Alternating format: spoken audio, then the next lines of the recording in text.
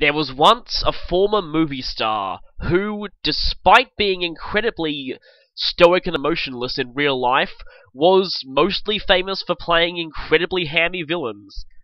Anyway, he pretty much had it all, until a mysterious, undisclosed incident ended his career.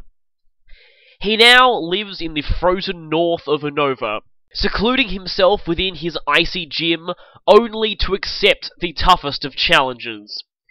That man's name is Brycen. And I still can't get over the fact that he looks ridiculously like Riku.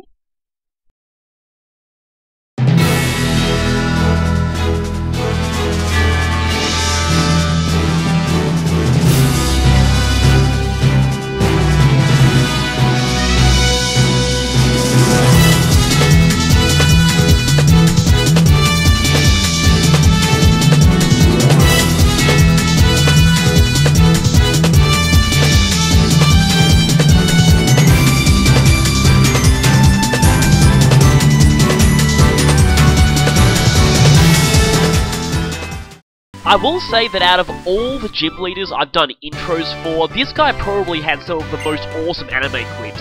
I mean, seriously, just look at that epic artwork on him sparring with his own bear tick. I'm already excited for this, just knowing how awesome this guy seems. However, Ice is less than awesome defensively, and that's a pretty massive understatement. We also have, speaking of Ice, obligatory ice puzzles. Yeah, you couldn't have a Pokemon game without these. So, you probably all know how these work.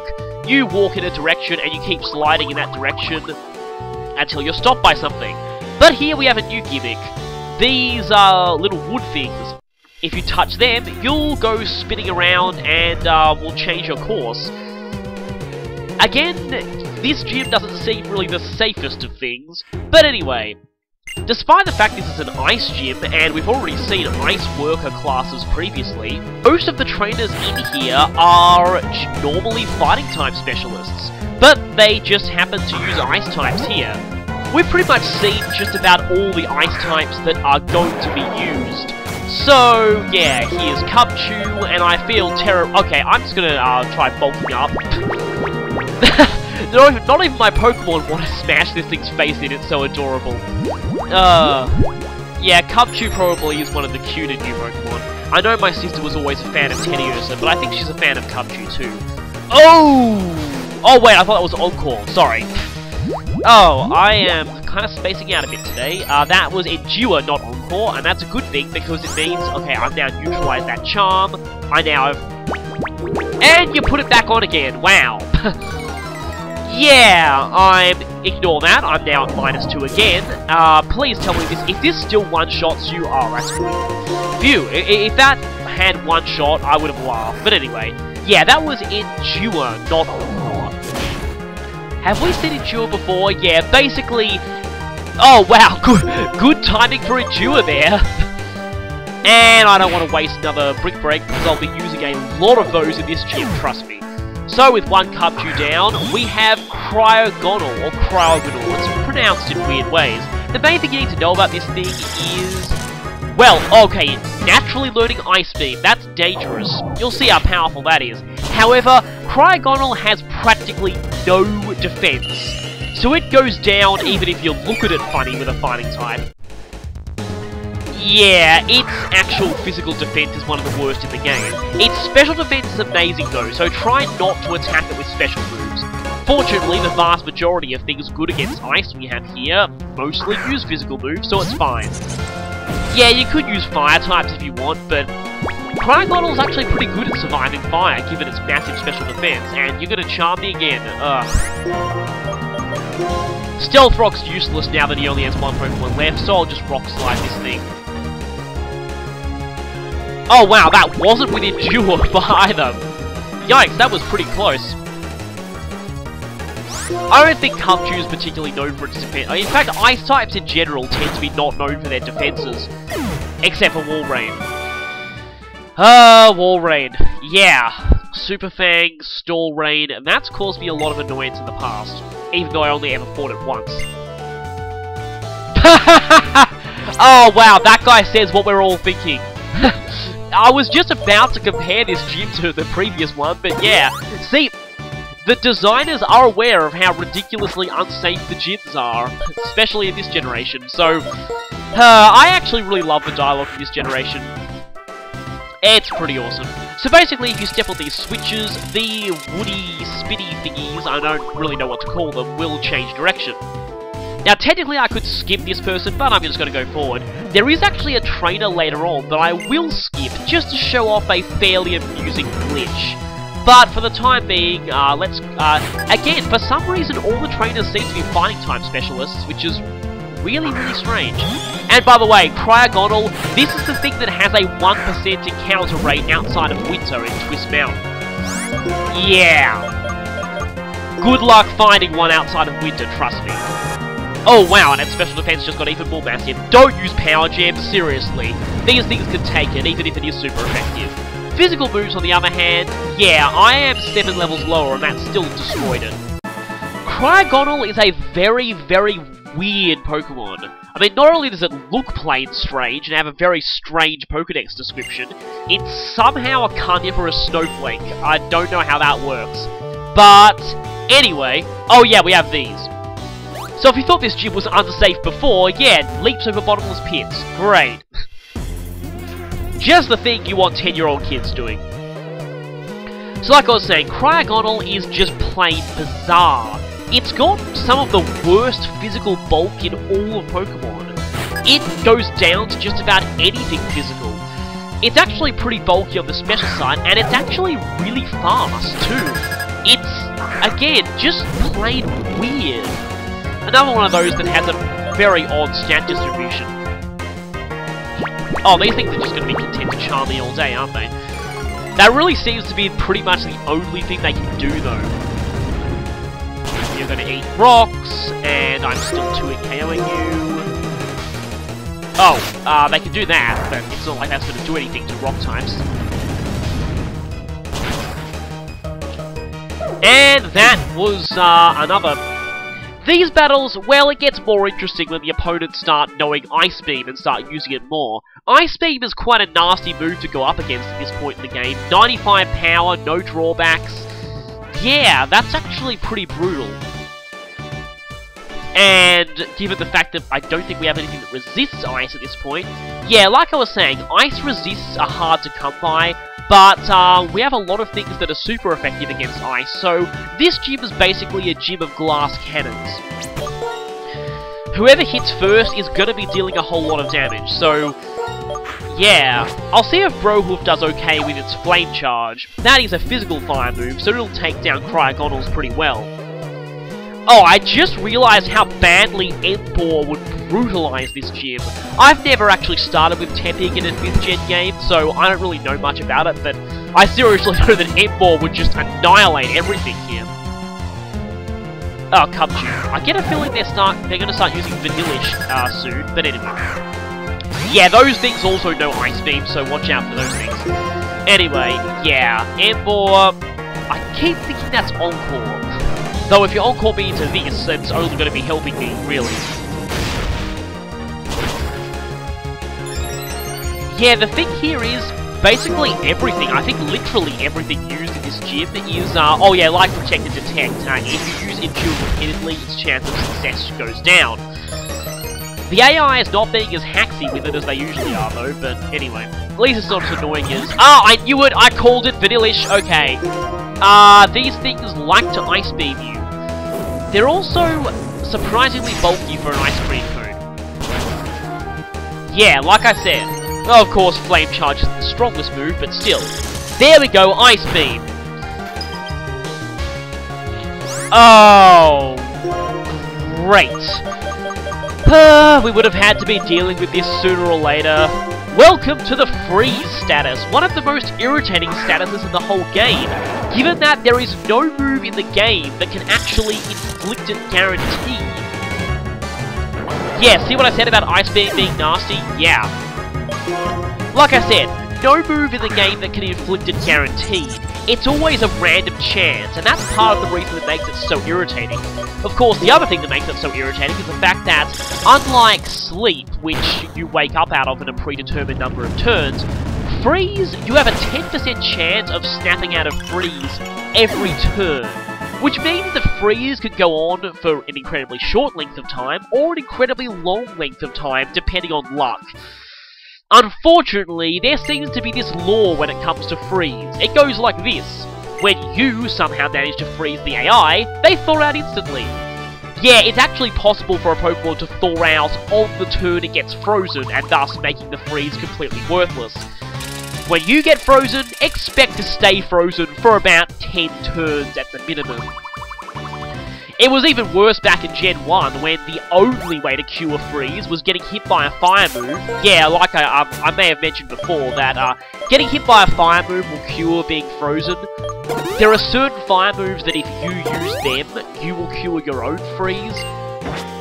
And Ice Heal or Full Heal. In Generation 1, those were the only ways you could get out of freeze. If you got frozen and you didn't have any freeze healing items or fire moves, tough luck. You're stuck frozen for the rest of the battle. But again, the main reason for freeze being so annoying is that, considering how powerful it is, there's no way to inflict it guaranteed. It always comes as a result of hacks, and considering Ice-type moves run rampant in the metagame, and they all tend to only have like 10% chances of freeze, those can really screw you over if things go wrong, so, yeah. Really, really annoying, that. Let's just hope I don't run into another freeze this gym. Doesn't help that most of my Pokemon here have not so good special defense. I could set up Rocks of Broken. Oh, you're doing that again.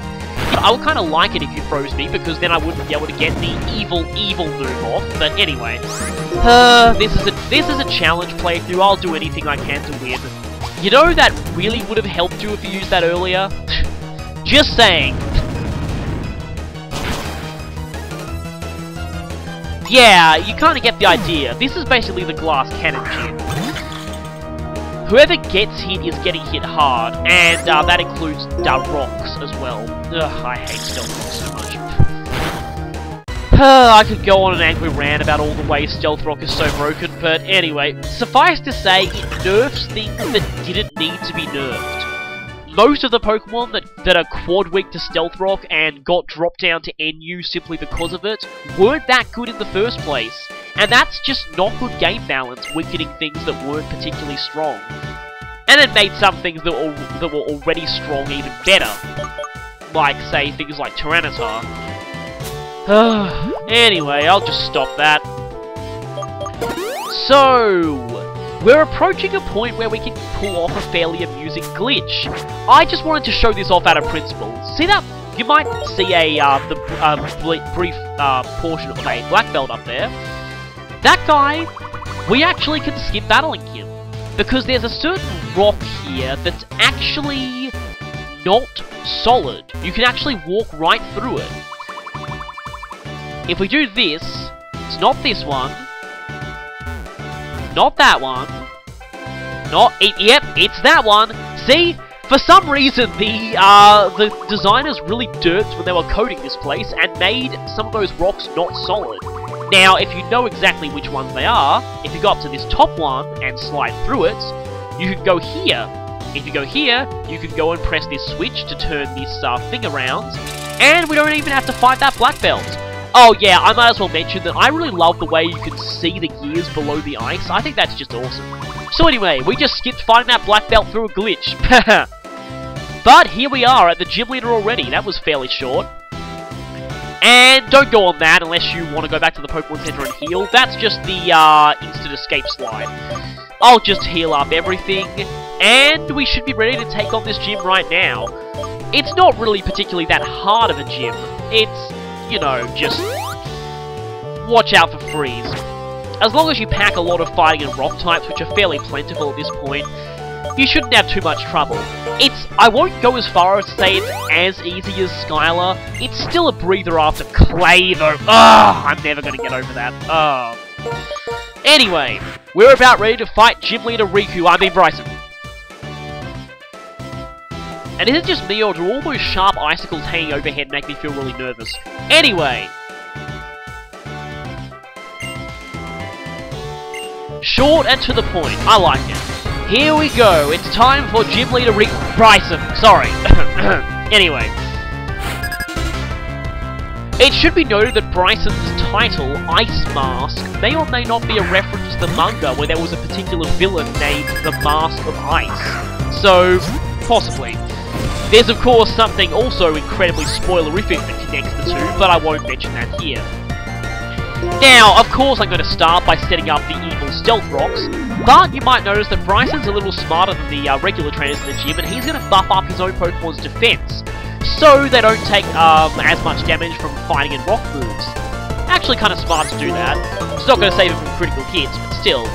I don't quite understand how acid armor works. Like, how does melting yourself make you more physically defensive?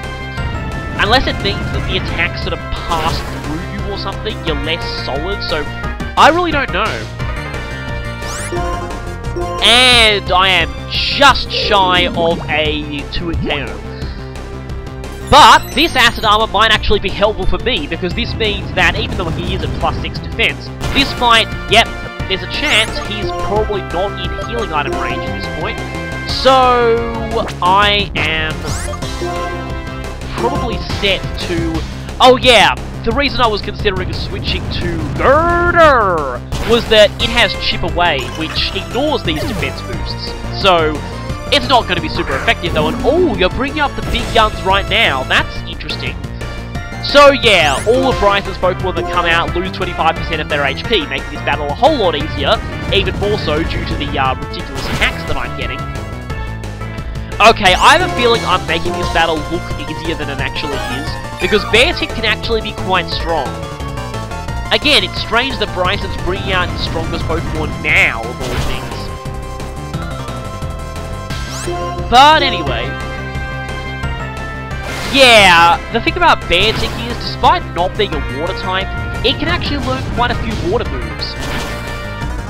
This is based on the fact that the polar bear's scientific name is, Ursus maritinus or something like that. Sorry, I'm just doing this off memory. But anyway, it literally means seafaring bear, which explains why it can learn surf. So yeah, that's random trivia for you. And we probably don't need any random trivia. In fact, actually, there is some random trivia I can give you about this Cryogonal. For some incredibly bizarre reason, given the anime usually... Oh boy. And I don't have sturdy. Dang it. Despite the anime usually being horribly inaccurate to the games, Brycen's Cryogonal has the exact same moveset in the anime as it does in the games, which is really interesting. Fortunately, Aurora Beam can't actually freeze you. That's really weird though, it means that this thing actually has... Oh wait, it does have another ice move that's almost like Ice Beam, but it's gone anyway. So yeah, Brycen's gym, not that hard, but it can be dangerous if, with all those ice beams flying around. Basically, everyone's going to take a lot of damage here. It's sort of the land of glass cannons. And he's going on about friendship. Yeah, you're totally not Riku. So, in honor of... Oh, and he's talking about hearts. Seriously? Totally not Riku, like I said. So, we have this icicle-looking badge. Only one more to go. So, with that, we have got the... What? Freeze badge? I could have sworn it should have been called Icicle badge. Okay, cue random trivia!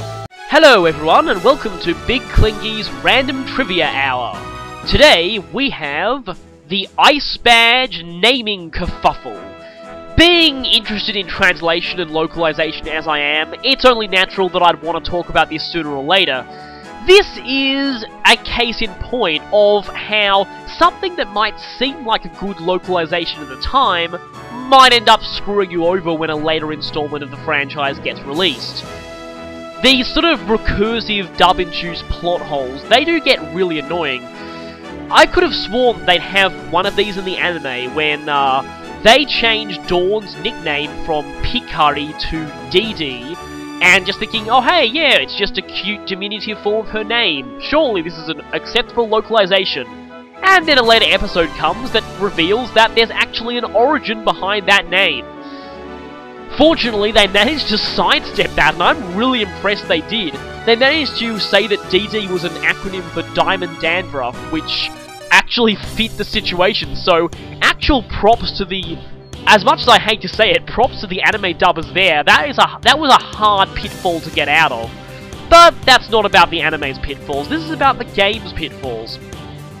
So basically, this is on the subject of badges, more accurately the English names of the badges. Now, since 3rd gen, the badges' names have mostly been exactly the same as the Japanese, for the most part. 5th gen did have 2 badges that got their names changed, but I'll go on to those later. Well, not including this one. However, the 1st and 2nd gens had all the names of their badges changed from the Japanese versions to the English versions, except for Gen 2's 8th badge, which is called the Rising badge in both versions, and Gen 1's Rainbow badge, which again is called the Rainbow badge in both versions. Now, as for the first generation badges, I can really see why they'd want to localize them, because honestly, their names were just downright boring in Japanese. Let me just read you them out. Grey badge, Blue badge, Orange badge, Pink badge, Gold badge, Crimson badge, and Green badge. Yeah. Blah. Pretty boring there. So, I can understand why they localize them to much cooler sounding things like Boulder badge, Cascade badge, Thunder badge, Volcano badge, and Earth badge. The Japanese version seems to have been influenced by this, and in all later generations the badges were actually named after what they represented rather than what colour they were. But during 2nd gen, something kinda interesting happened. They still changed most of the badges' names in the English version, but I don't see much of the point. Most of them were almost exactly the same kind of concept as they were in Japanese, just slightly different. For example, the regular badge became the plain badge. Yeah, not much of a change. But the main thing I want to talk about here is the 7th badge, which was called simply the Ice badge in Japanese. The localizers thought that clearly sounded too boring, so they changed it to the much more interesting sounding Glacier badge, which seemed like a perfectly good idea at the time. Unfortunately, then this happened. Yep, as if to troll them, 4th gen just happened to introduce a badge that was actually called Glacier badge in Japanese. Uh-oh. The localizers had a problem here. They'd already used the name of this badge before. So they had to improvise and go, okay, what's something else related to ice we can call this? Ah, I know! Icicle badge! Unfortunately, though, and here's where things get kind of funny, it almost sounds like Game Freak Japan was intentionally trolling the translators when they did this, but the badge that Brycen gives out is in fact called the Icicle badge in Japanese. So we have a triple name-changing clash, almost a chain of altered localizations, so they had to go ahead and call this one the Freeze badge. The funny thing is, just look at them. The second one obviously is meant to look like an actual glacier, while the one called the Freeze badge in English is obviously meant to actually look like an icicle. Good job, localizers. Good job. What seemed like an acceptable translation of the first one at the time? Yeah. And you know, given what the first badge actually looks like, don't you think Snowflake badge would have been better? If they called it that, they would have saved all the rest of this kerfuffle, but no. Unfortunately, we now have the ice badges that's names keep getting changed. You know what, it would be really funny if there actually was an ice gym in 6th gen and it turned out to be called the Freeze badge in Japanese. I can actually really see that happening. Seriously, because it does feel like the Japanese scriptwriters are actually deliberately trolling the localizers at this point. It just seems like it can't possibly be a coincidence. On the subject of badges that got their names changed, there is one thing I'd like to point out. There actually were 2 other badges in Gen 5 that got their names changed. The Straighten Triplets Tri badge became the Trio badge, which isn't that big of a change. And the most interesting one is Berg's badge. It was actually called Beetle badge in the original Japanese, but the English version changed it to Insect badge. Why is this so funny? because it actually created a reverse naming kerfuffle. You see, Bugsy's Hive badge back in Gen 2 was actually called the Insect badge in Japan. Because they decided to change its name, they now have the term Insect badge conveniently free to use for Berg's one. And I think it actually fits better here because Berg doesn't use any beetle-like Pokemon, so yeah, this is one point where the localizers might have got things right. Anyway, that's all from Big Clingy's Random Trivia Corner. See you maybe next time. I don't know if this is going to become a regular thing or not. Anyway, I'll just say see you. So, after that, we now have... oh boy, I wish. Yeah, no, I'm not going to be getting that level at all. And we get given the TM for Frost Breath, which is a very, very unique move. It has 40 power, but it always scores a critical hit, essentially making it an 80 base power move that ignores defense bonuses. It could be useful in the right circumstances. So, yeah, that's basically all for this gym, and I'll see you next time when... well, lots of stuff happens.